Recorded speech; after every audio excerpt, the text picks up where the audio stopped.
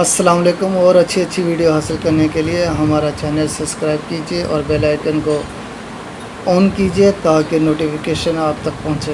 میراثی فراغت کے بعد گاؤں کی مسجد کے برابر والے جوہڑ سے استنجا کرنے لگا تو اس کی نظر جوہڑ کے دوسرے کنارے پر پڑی جہاں مولوی صاحب بیٹھے استنجا فرما رہے تھے۔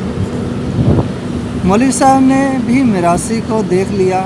میراثی نے مولوی صاحب کے دیکھنے پر استنجا کچھ لمبا کر دیا کہ کہیں مولوی یہ نہ سمجھے کہ اسے استنجے کے آداب نہیں معلوم۔ ادھر مولوی صاحب بھی استنجا ختم نہیں کر رہے تھے کہ میراثی یہ نہ کہے کہ مولوی طہارت پر عام آدمی سے بھی کم وقت لگاتا ہے۔ اب صورتحال یہ ہو گئی کہ کون استنجا بعد میں ختم کرتا ہے۔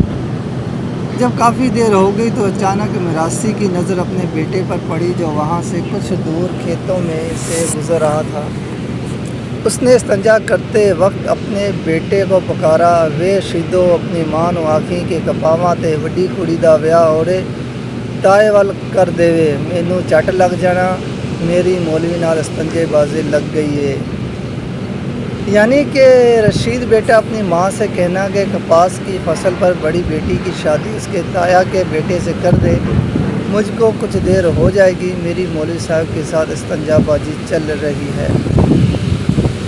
ہم معیشت کو بحال کرنے کی سر توڑ کوشش کر رہے تھے، ہمیں عدالتوں میں الجھا دیا گیا۔